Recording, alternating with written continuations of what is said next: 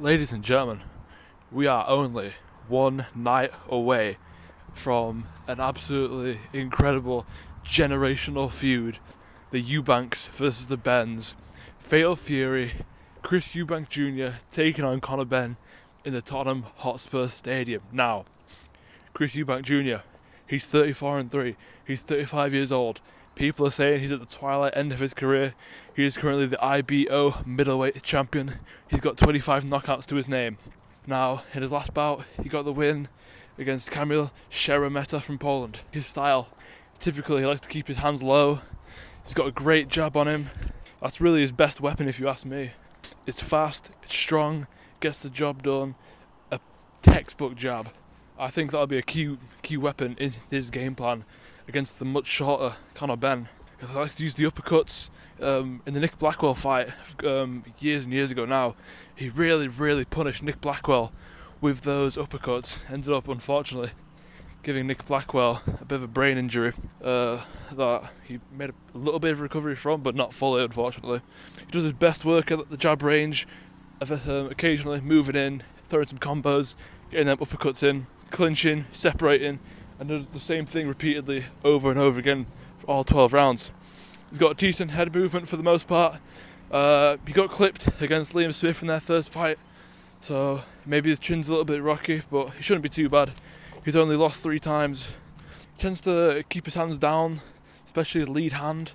He likes to put it down by his waist, conceal the jab, hard to spot, hard to slip away from. Now, this is a dangerous fight for Chris Eubank.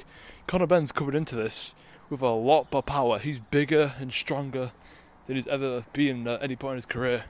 Obviously, with the rehydration clause, he's not able to balloon up back to his normal weight.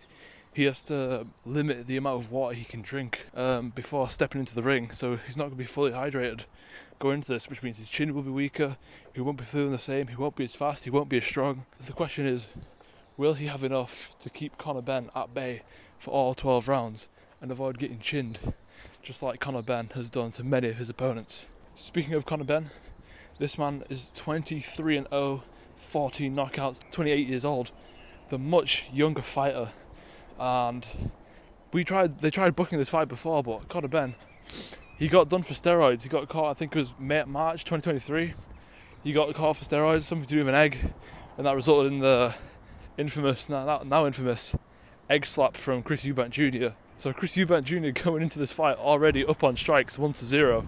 Now, what I've noticed from Conor Benn, his style, he likes to stay low on his legs. He's very strong, very powerful. I do have to say that Conor Benn's hooks, they are his best weapon. He puts his full body motion into it. They're short, they're snappy, they're powerful. Everything a good hook needs to be. Very quick with them as well. You can stance switch, really drive that hook to the body, into the head. He's very accurate with it as well, very precise. He can get you on the chin, he can hit you wherever he wants with those body hooks. Loves to get in on the inside and absolutely unload. And I think that's what he's going to try to do against Chris Eubank Jr. He likes to be aggressive. He's got those fast twitch, explosive movements, uppercuts, the hooks, all those sorts of combos, backing you against the ropes. And with regards to his cardio, he can pull this off. He's done it before. He can go all 12 rounds if he needs to. He's very explosive in his movements, and they don't call him the Destroyer for nothing. What he needs to do in this fight, he needs to bomb and weave. He needs that head movement. He needs to get around the jab of Chris Eubank Jr. That's going to be a very important factor. Can Chris Eubank keep Conor Benn away with that jab? Another thing we don't know going into this fight is, can Conor Benn's power put down Chris Eubank? Typically, probably not, but Chris Eubank, he's weakened here. He's not at full strength. He's not 100%. He can't perform to the best of his ability because of this rehydration clause. Senior did not want him taking this fight because of the damage the weight cut would do to Chris Eubank's body. But not only that, does Conor Benn have the chin to be able to take a punch from Chris Eubank and withstand Chris Eubank's power for all 12 rounds? As far as the prediction goes, I'm going to have to go with Conor Benn. I think Eubank, he just missed the weight by 0.03 pounds. I did a shot on that as well, if you go and see it now.